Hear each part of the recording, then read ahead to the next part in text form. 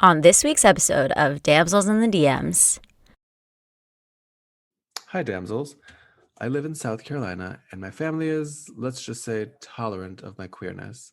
More importantly, my younger cousin is going through a difficult time with the law that bans transgender youth from participating in sports that match their gender identity. I think it would be helpful to connect with like minded people so that I can learn how to be a better advocate for my cousin, but work and taking care of things at home leave little time for me to actually get involved. I understand my experience is only one of many, but how do I become a better advocate for my cousin and for myself? Sincerely, aiming to do better for myself and others. This message is intended as a reminder that we are not licensed professionals, not psychiatrists or psychologists. If you have a serious problem, please seek professional help. The National Suicide Hotline is 1-800-273-8255. That's 1-800-273-8255. There's some damsels in the DM. Yes, queen. Tell us what's the vibe. There's some damsels in the DM. Please tell us what's the vibe. DMs, yeah we see them, yeah we read them. DMs, we don't need them, we just leave them. Please. Yeah. It's going down in the DMs. Bye. Hello, everyone, and welcome to another episode of Damsels in the DMs. I'm Lauren. I'm Osh. And I'm Alejandro. Happy Pride! Happy Pride. Happy Pride. How are we all celebrating? Learning how to be a better advocate for the community. Yes, and also a better ally for the community as well. Those were really good answers. When's the parade? I have no idea. I know there was one, I think in WeHo last week. Okay, like this past weekend? Maybe. I'm so bad at keeping up with it. I mean, I don't know. It just seems like so chaotic that like I appreciate the sentiment behind the big festivals and like parades and things, but then it's just so much. And then, you know, there's just, yeah. It could be a How lot. do you feel about like companies, doing everything for Pride, like with the rainbow and whatever else? Like, how does that make you feel? I mean, if they're gonna do it, like at least do it throughout the year. Don't just put it up for like this month. It's almost like treating it like Halloween, where it's just like, oh, we have this special high commodity opportunity to sell a bunch of merchandise and put a bunch of rainbow stuff on it. And like, who's actually buying that stuff? I don't know. Like I appreciate the sentiment behind it. However, I don't know if like it's sincere. So Yeah. I feel like this is the same thing that happened during Black Lives Matter, like 2020 when all the protests were going on. I feel like companies all of a sudden wanted to be like woke. And so they had like all of these black and brown models that were modeling for them.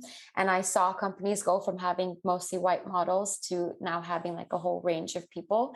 And that's the same thing that I just wasn't that happy about it, because I was like, if you were gonna just, like why just do the same thing that you were doing, because now you're just doing it to fit in and to be woke. Like you clearly don't care about the actual message. You just want to look like you're not woke. Yeah. I'm curious though, like in terms of language, since that is something that we use every day, Mhm. have you ever held someone accountable for like either inappropriate or offensive or discriminatory language? Yeah, I have had, I went to school in Indiana, college, right? So I went to college in Indiana, and it was really crazy going from, I know Madison, Wisconsin is also a very white town, but I was surrounded by a lot of people of color. I think we had this conversation. I felt like that was when I realized that like, oh, like there's so many people of color around me. Like, this is cool. Like I fit in and I feel like I'm like heard and seen, which is so crazy to say that was Madison, Wisconsin is the one that like made me feel that way. Right. But moving to Indiana, I definitely have had in passing or in like, I spent a lot of time at frat parties, and in that like frat, Greek community. And I have heard a lot of, people use words that are not appropriate at all. And I've called them out on it. And it felt good at the time, but also it kind of felt a little scary because it was not it was 2013, 2014. And it did feel a little scary to like kind of, speak out against these people who say these words, because you're in Indiana, you're like on their home turf, and you're surrounded by a lot of people who feel that way. So it was kind of scary to speak out, but it feels good to put people in their place and make sure that they know that they're not, what they're doing or saying is not right.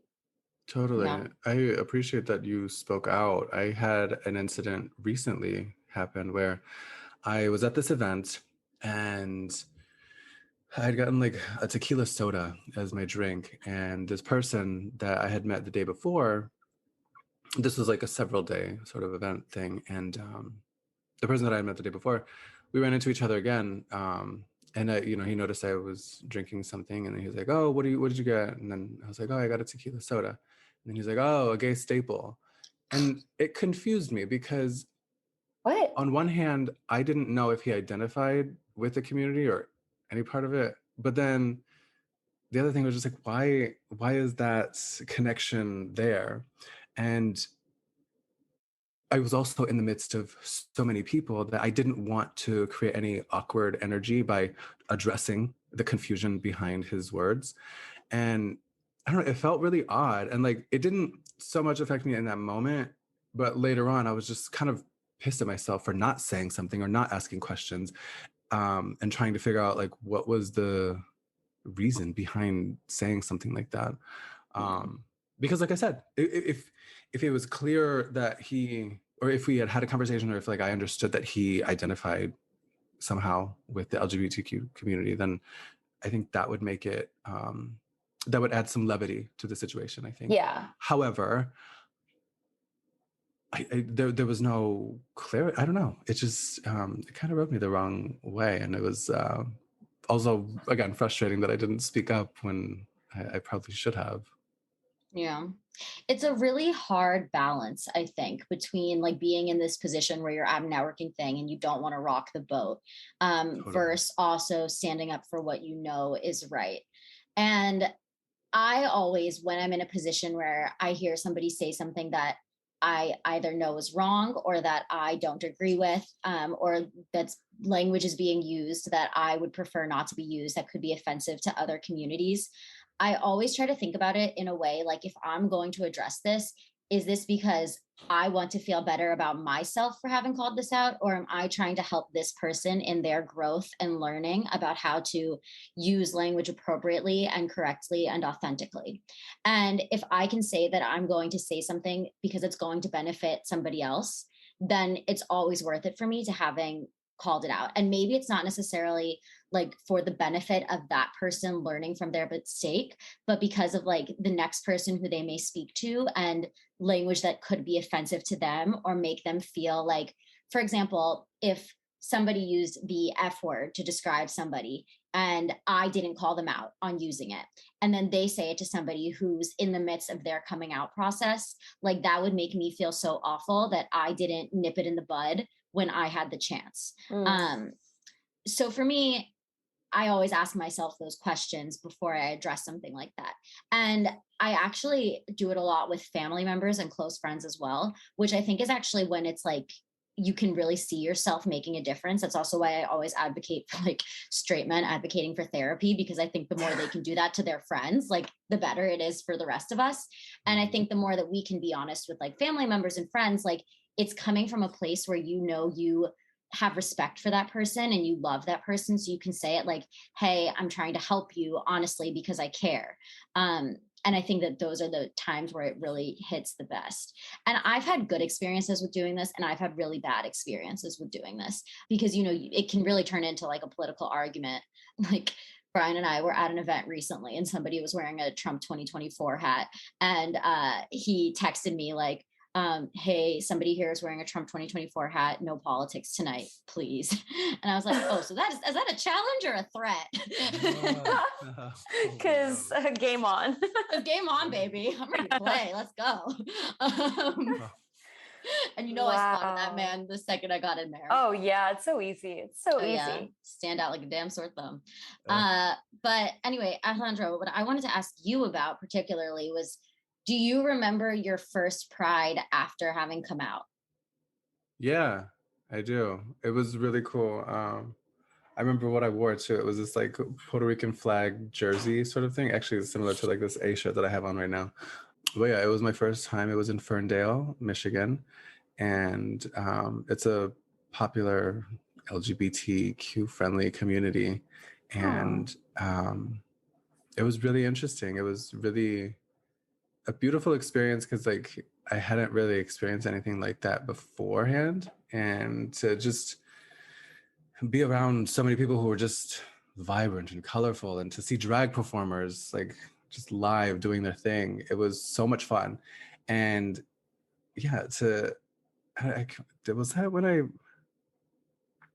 I think that was when I met someone that I was talking to on MySpace, Hmm. and we decided to meet up there at the Pride event. So it was like, yeah, it was interesting, but it was cool. What was that? Oh my God, I think that was like 18 when I first went. I would Possibly. I find it really interesting what you're saying about like the pride celebrations and how you have to have meaning behind doing it. And I think the celebrations are interesting because like when I think back to, a little Alejandro who had just come out and was going to this celebration, I would think, and I'd love to hear what your thoughts are on this, that like having these celebrations after having come out or being in the process of coming out would allow you to feel a little bit more represented by seeing other people being proud in this identity. Do Oh, you feel hell like yeah. that's true? Yeah, it was really important to be there and to experience it. And like, I know I began this episode saying like, "Ooh, I don't really get into going into these things, da, da, da, da." But like, I do understand how important it is to feel seen and to feel part of a community. Because when I was in school, I was like one of the only people who had came out. I mean, I there was a GSA alliance, the Gay Straight Alliance, Yeah, yeah, yeah. that existed. I wasn't super active in that, but yeah, it was interesting. Like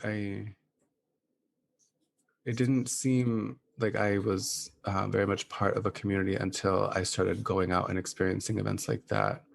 Also, because it's school, so it's like Yeah. Can't really it's care a about anything majority happening in school. hetero population, and I mean there was also bullies that I had to deal with when I was in high school, so that was frustrating. So again, to go to an environment where it was like just this wholesome atmosphere where it was super supportive for everyone, um, that was really, really important and really beautiful to see. I remember kind of related, but not really to Pride. But the first time I went to a club, I I remember my mom. She was like really nervous about me going, and I was just like, I was very open with my parents back then, and I remember I was like, yeah, I want to go check this place out. I know there's drag there, so I really want to see what it's all about. And she was so nervous that she actually drove behind me separately so that because like it was a place that I had never been. It was just an area that definitely one had to be safe. Yeah. And I remember she was so nervous that like yeah, she followed me behind the car and she just like drove me there. And like yeah, once I got there, she's like, That's okay, so you're good, cute. da, da, da. And then she took off. She didn't go inside, but it was still, I don't know, I can't help but laugh when I think of that. But I mean, I was really fortunate in that circumstance or in that situation. And I understand that that's not the norm for uh, a large, well, I don't want to quantify the number of people that might not have that, but I know that that's not the universal case for everyone. As we see with these discriminatory bans on trans youth participating in sports across the country, it's infuriating to know that these kids can't participate in sports that match their gender identity, and to know that it's like that this legislation continues to spread across different states. It's just so wild. I mean, I remember I was looking at it was like a list of headlines on Reuters, and just seeing like the number of instances in which this is happening is just really, really sad. And yeah, I mean, I don't know. I can't imagine what sort of like helplessness they must feel to not be able to participate. Because the Yeah. thing about like sporting events, I mean, I was a swimmer for a large majority of my life. One of the best things about being involved in a sport is I was able to make friends. We spent so The much time together community. practicing that yeah, Mhm. it's a community, and there's like that common bond where it's just like, okay, like we gotta, you know, hit these milestones, we gotta train, we gotta da da da. And to go through the ups and downs of, you know, victories, losses, whatever, it's a really really great way to build community and to feel good about oneself and about one's accomplishments.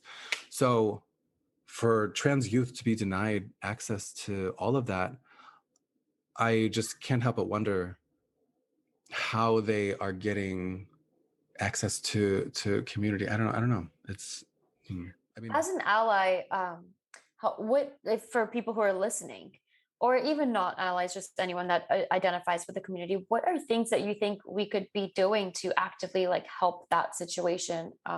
Whether it's like, you know, texting people who like are the decision makers, like texting your like the senators, or like what are things that we could do that kind of help push this forward?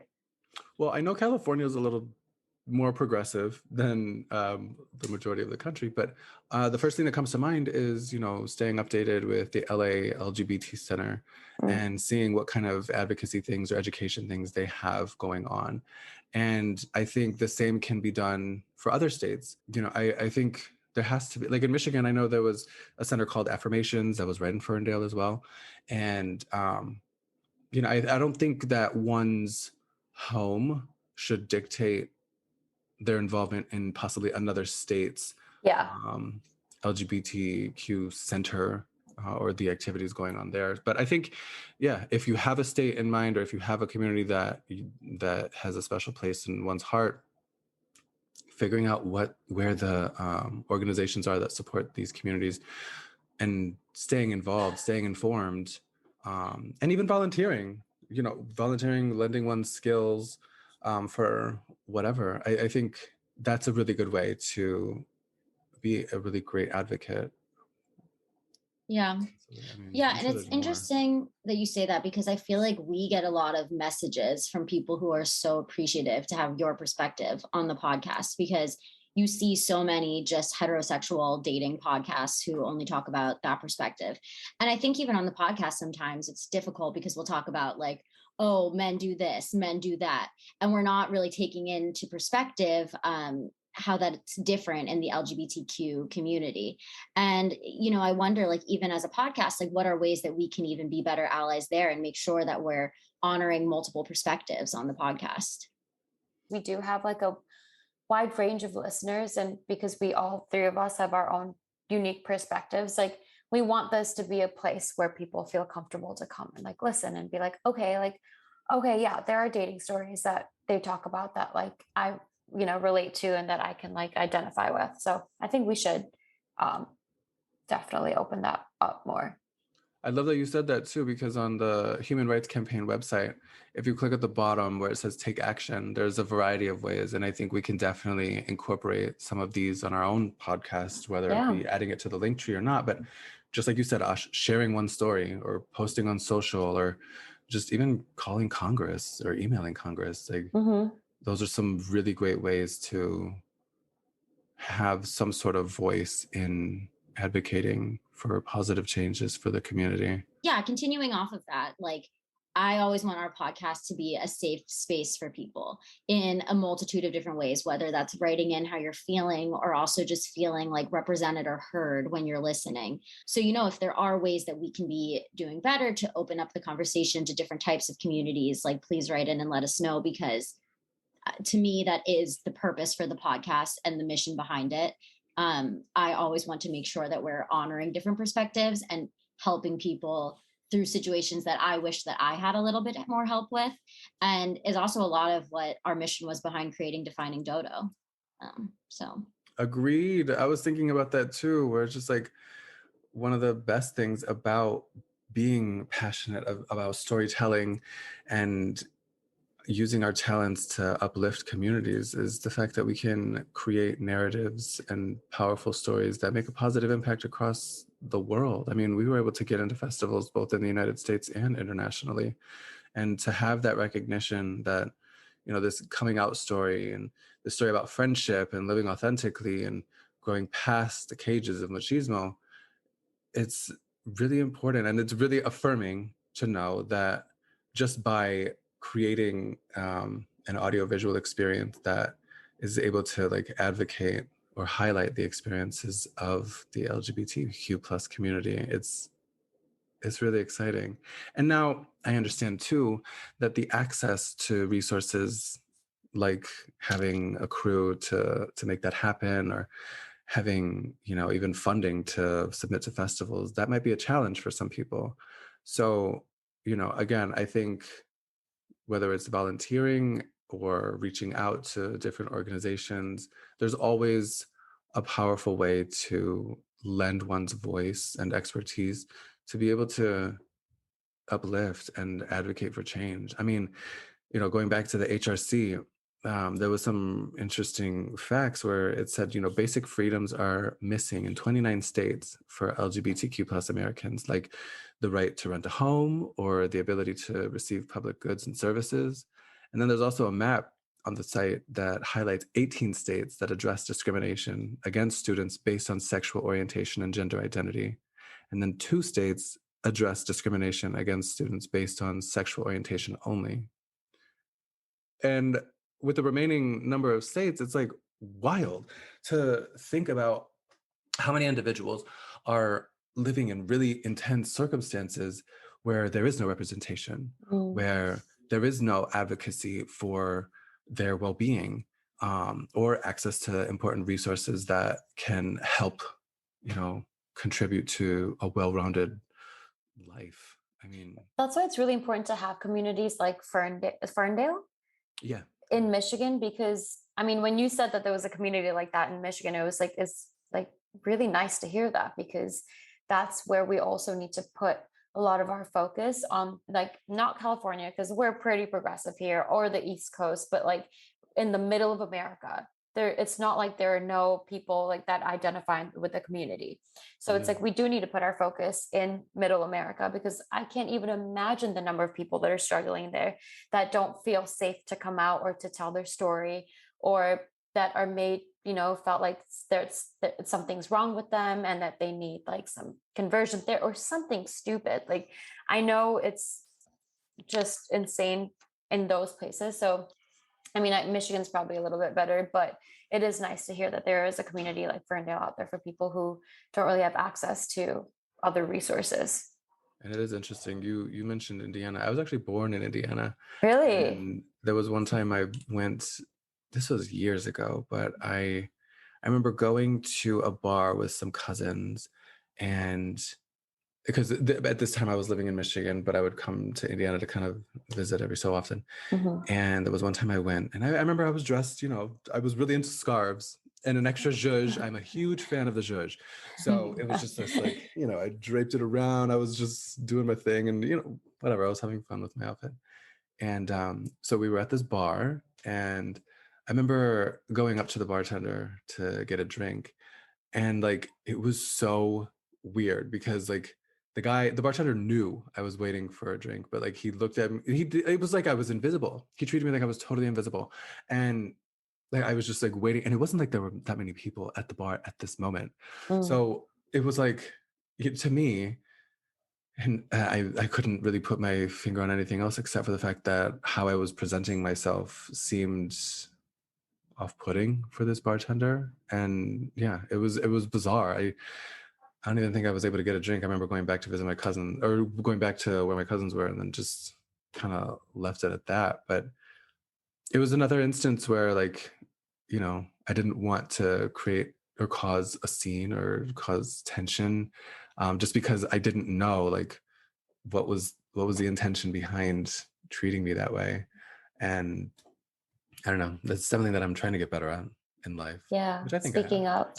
Yeah. Well, yeah. And I think that's why your perspective is so important, Alejandro, because you did overcome so much in your life. And I really appreciate how honest you've been about your coming out story, both on the podcast and in glimpses in Defining Dodo and through press that we've done there, because I think there's so many people who don't have that role model or don't have that representation of somebody to look up to. And through your story and through what you've gone to, and also being able to hear like your day-to-day life in dating as an LGBTQ plus person in LA, like so many people really benefit from hearing that. And, you know, there's not enough people like you out there. And I think that's just makes your perspective so much more valuable. So I really commend you for being so open and honest and being where you are and having persevered through so much. I appreciate you for saying that. Thank you. Yeah, I mean, I do feel like the journey has been full of twists and turns, but you know, I feel like there's also a lot to be thankful for. Like I said, my parents, yeah, we had a rocky start when I first came out, but I mean, I came out in the spring of 20, what was that? 2004. Yeah, spring of 2004. And by that summer, my mom got my first boyfriend and I tickets to see a Gloria Estefan concert. I remember you How telling that. It was Yeah. really special. And oh my God, she was actually at the event that I was at this past weekend, the Oh, wow. Los Angeles Latino International Film Festival. Amazing. It was Wow, what a full dope. circle moment. Yeah. Very much a full circle moment. But yeah, like I said, I do, while I'm very thankful for, you know, my family for having been as supportive as they have been, and being able to explore a community and become a part of communities, you know, in Michigan, um, here in LA, you know, I understand that there are challenges that come with that. But, you know, I think a big part of it is just like searching, investigating, and being endlessly curious to see what sort of options are available. And yeah, just seeing how you can help. I mean, it's a simple question of how can I help? I think it's that simple. It doesn't have to be this long drawn out process of, oh, I have to go to this meeting, I have to go do XYZ. No. And you know, I think just the simple question of like, how can I use my skills to help further your mission or further what you're trying to accomplish? I think it's as simple as that. And I think a lot of positive change could come from that for sure. Going back to coming out and coming out stories, how necessary do you think that they are going to be in the future? Because it is ridiculous, right? Coming out and being like, hey, mom and dad, like I'm attracted to other women. I'm attracted to men. Like it's weird I mean, it's as a straight person, obviously it's a privilege that I have, that I don't have to have this conversation. But like, it is frustrating that, you know, people in the community have to have this conversation with the people and like around them and be like, hey, like I'm gay, or hey, I'm a lesbian, or like whatever they identify with. But how do you think, with times changing, hopefully, you know, faster than the rate that it is going right now, because sometimes it feels like it's going backwards, but let's just say, like, if it was like an ideal world, how necessary do you think it is to have like I have to come out to my parents?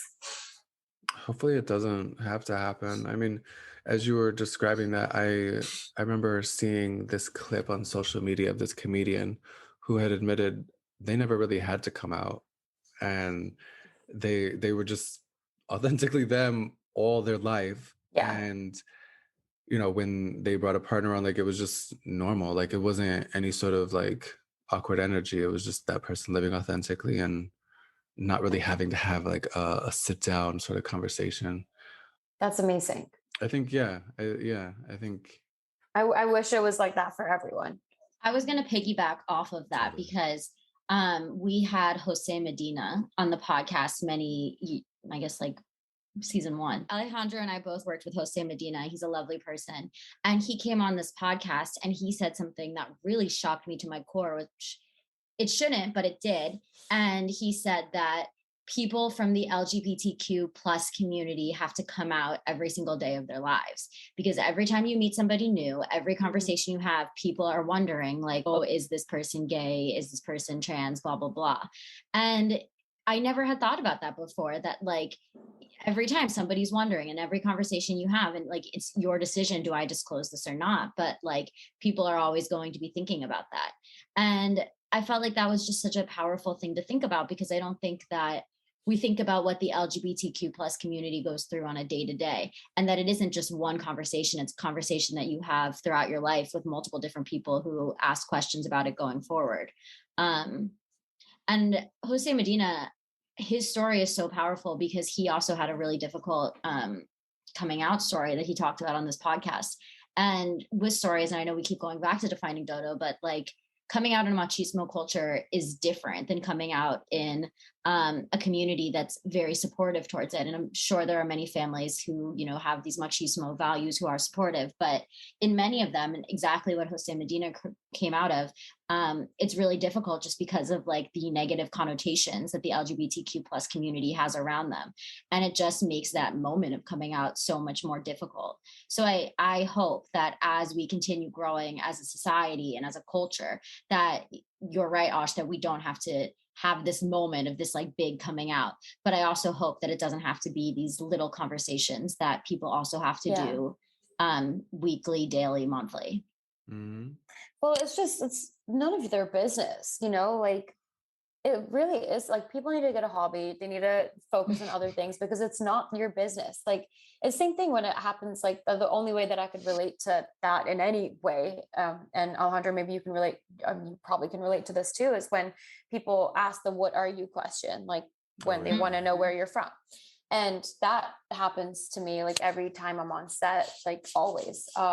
And I can't imagine adding that extra layer of like now people trying to figure out your sexual orientation, because like it literally is none of your business. Like, why does that change anything about your life, or like how that changes your, or like how does that affect your day or your life in any way? Like it doesn't. It depends on who is asking the question. Because going back to La Leaf and the event, you know, it was all people from the Latinx community. So, you know, that already kind of creates an umbrella sort of like comfort level, almost like a family experience. So, you know, being asked, oh, what are you? Da, da, da. Like, where are you from? This and that. Where's your family from? Like, going into that conversation with that intention, or no, that's different. 1,000%. Yeah. I mean, that's totally different. Yeah. Oh, that is 1,000% different, because I get that with my Indian community as well. It's like trying to figure out where your parents are from, where you're from, the languages you speak, the food you ate. Like that's kind of like relating to it. But I have had, and I know you've had this too, where there's a lot of people who are like trying to just like pick, you know, it's like going to like, be like, oh, what kind of animal is that? Like, where do you think they're from? Like, it's like that. Like, I've had a lot of photographers do that to me. I've had a lot of people be like, oh, but like, you're from India? And like, people be like, but like this one girl who was actually a UTA agent, who's not an actor in I think they're music or something. They were like, but you're so beautiful. And they put the but, and they literally didn't even have to say the but, because it was a quiet but. They didn't even have to put that, but it would have the same meaning. And this was during a party, 2020. It was like a house party. So it was very like a small, intimate group of people. That's so disappointing. I got up and I walked out, by the way. I literally went to my friend. I was like, we're leaving. Like, I don't want to, I feel like I'm going to say the wrong thing, and I'm going to burst like into anger. I'm going to cry. Like, I want to go. But so I've had photographers do that. Like, it's very different when you're in the community and you're like, oh my gosh, like, where are you from? Like, you know, what town, like what languages, like what food, like, did your mom make this too? Or like, that's really cool to like have that. Or if genuinely you are trying to learn more about somebody's culture. But then when you're coming from the angle of like, this is just for my own curiosity, because like, I just want to put a label to people, like, that's not okay.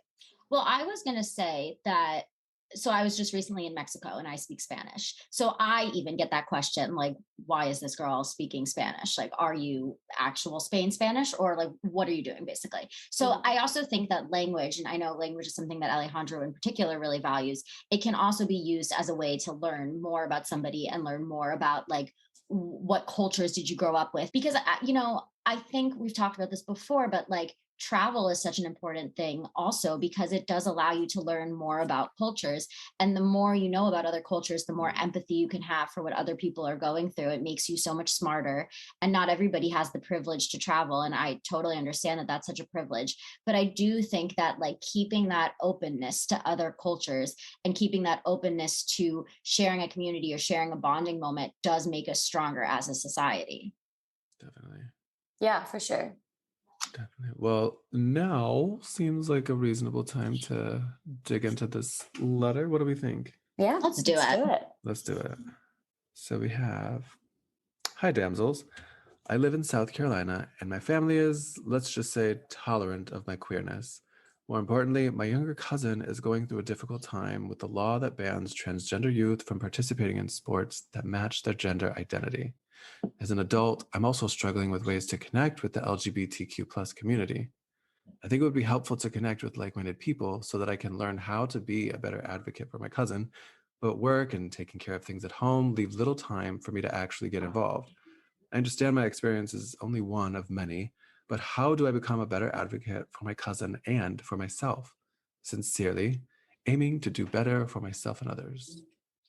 Well, I think in order to be a better advocate for this person's cousin and for themselves, I think, I want to go back to what we had talked about earlier of just like getting involved either with the nearest local LGBTQ community center or reaching out to a big one like LA LGBTQ Center, because I think there's a lot to learn from places that are doing it right, that are, setting a good example for what can be done.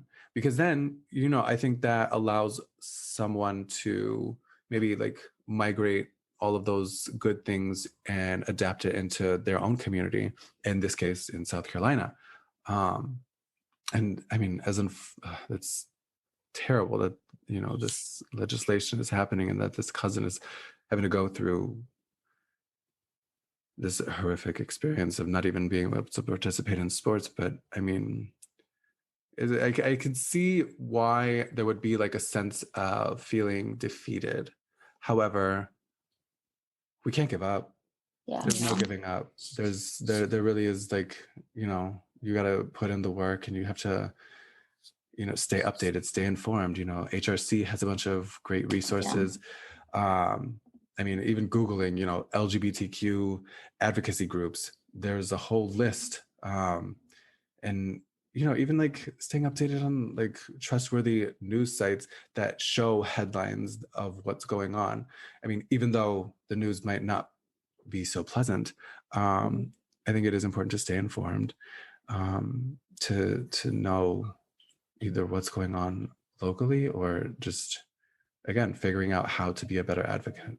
So I am a big believer in building your own boat, and I know it can be very difficult, like easier said than done. But what if you create your own, whatever sports that your cousin is like interested in? Like, what if you create your own like league, and have people who are struggling with the same issues like join, like create your own, like okay, yeah, I like love it is that. really hard to change minds of like whatever is happening. Like it takes a lot of time, but like if you want something that's like immediate and you want something that's like good for the community and good for other people and good for your own soul, like why don't you start something? I love that. I really like to think about like how can we make these negative situations matter. To me, that is like the most vital lesson we could take away from these bad things that happen. And like I agree with you completely, Osh. And what I would say is like, can you go a step further and call your elected officials, bring news attention to this. And it doesn't have to be South Carolina news. You can call a California news outlet, you can call a New York news outlet. People will Yeah. pick up this story. Like, how much media attention can you draw to it? And I understand if like your cousin doesn't want you to involve this situation specifically, but how can you do it even on a broader scale, just to call on elected officials to see change? I was really inspired. I don't know if you guys had the chance to see Matthew McConaughey's speech to I think it was at the White House news briefing, where he was talking. He's from Uvalde, Texas, and he was addressing elected officials on change that they could make in legislation. And he went to Uvalde. He spoke with the families there, who were both survivors and also people who lost family members. And I just could not get over how you have an actor here who's really using his platform to make these lives matter. And that was what he kept coming back to. And I was so inspired by that. And it's what we've talked about before. And it's my personal career mission. Like, how can we make our careers matter? And I would just say, how can you make the pain of your cousin also matter and call on change that will benefit other people? And like, yeah, that's a big task. And maybe but you're asking. And it doesn't mean you have to do this alone. You can call on other people. I would be happy to get involved. So, if you want to write to us and share us your information, I would be more than happy to help with drawing media attention to this. So, Totally. just don't ever be afraid to ask for help, and don't be afraid to raise hell over it. We go back to John Lewis, like, create good trouble. I love that. Yeah. Did it. Let's try to riot Ah, and get Damsels to do it for you. Yeah. that's it. It's going down in the DMs. It's going down in the DMs, okay? Literally and figuratively. But everybody, thank you so much for tuning into this very important episode of Damsels in the DMs. Always feel free to write to us with questions like this. We're really passionate about social justice and social advocacy. And as much of a role as you want us to take place in, whether it's advising or getting involved, we are up to the challenge. I also just want to say that because we do want to create a really safe space, like, it's okay if you ask stupid questions. We're all learning. We all are learning. So I do want to make sure that, don't feel like any of the stuff that I've been saying through my experiences, through Alejandro's experiences, through Lauren's experiences, that you're being like targeted, or that we're going to bite your head off if you say anything that's like politically incorrect. But like, if you're trying to learn, then this is a safe space for you to learn and ask all the questions, and no question is a dumb question if you are really willing to learn. Hell yeah. I love that. Intention is everything. Yeah. Yes, absolutely. All right, everybody. Well, thank you so much for tuning in to another episode of Damsels in the DMs. Until next time. It's going down in the DMs. Bye. DMs, we don't need them, we just leave them. Please. Yeah. It's going down in the DMs. Bye.